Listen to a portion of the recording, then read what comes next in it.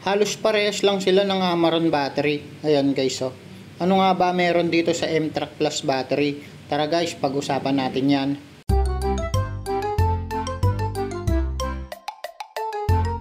Ito pong nasa video, ito po yung M-Track Plus na Titanium series. Ayan guys oh. Meron po kasing iba't ibang variant itong M-Track Plus battery. Ang una yung M-Track Plus Chrome series. Tapos ito yung sumunod, M-Track Plus Titanium.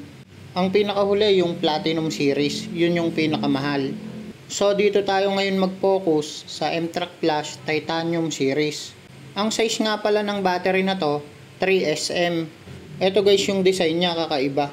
Hindi siya kagaya ng mga Motolite, yung mga Yokohama at saka Megaforce. Ayan yung gilid niya, iba yung gilid. Parehas sila ng Amaron battery, magkamukha sila ng design. Actually guys, parehas naman silang made in India. Ang warranty nga pala nitong M-Track Plus Titanium series, 21 months. Basta wag nyo lang pong iwawala yung warranty certificate, papalitan naman po yan ng bago kapag ka-defective talaga. Matibay po itong M-Track Plus battery, usually umaabot siyang 3 taon mahigit. Pero syempre depende pa rin sa paggamit. Medyo may kabigatan din tong M-Track Plus.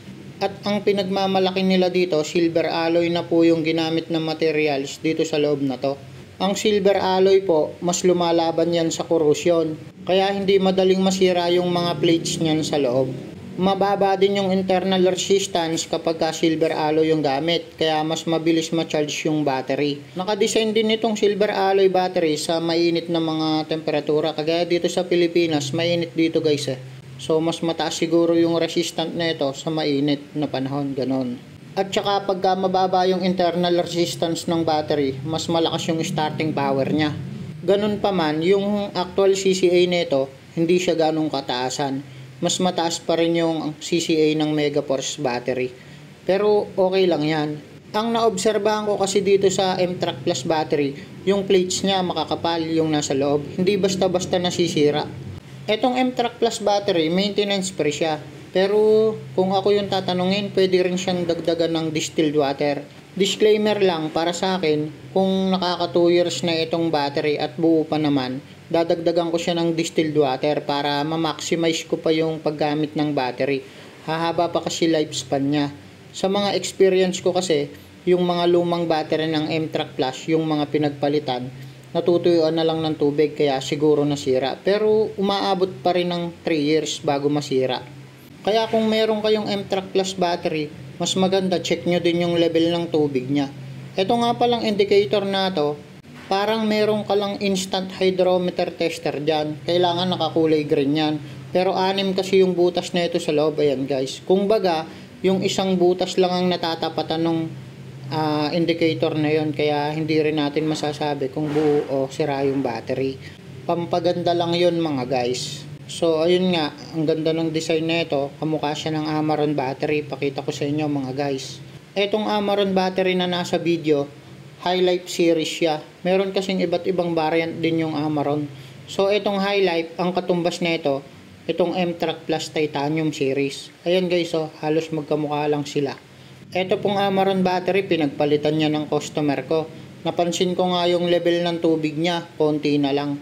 Kaya para sa akin lang, kung nadagdagan to ng distilled water, baka mas tumagal pa po yung buhay ng battery.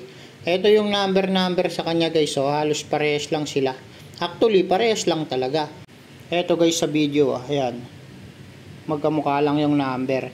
Dito may number din nakaukit sa battery 115 D31L, ayan. Tingnan nyo guys.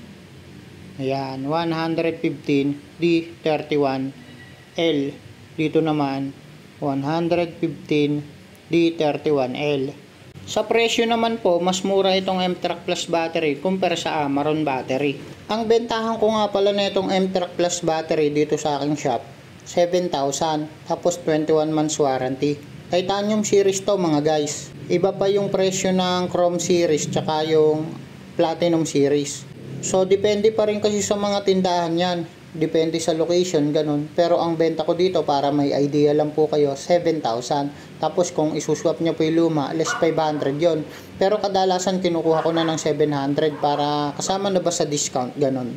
Para sa akin naman guys, kung ano talaga yung masasabi ko dito sa M-Track Plus battery, matibay po talaga yung mga plates na ginamit niya sa loob. Yung silver alloy, nagpapatotoo na tumatagal talaga yan.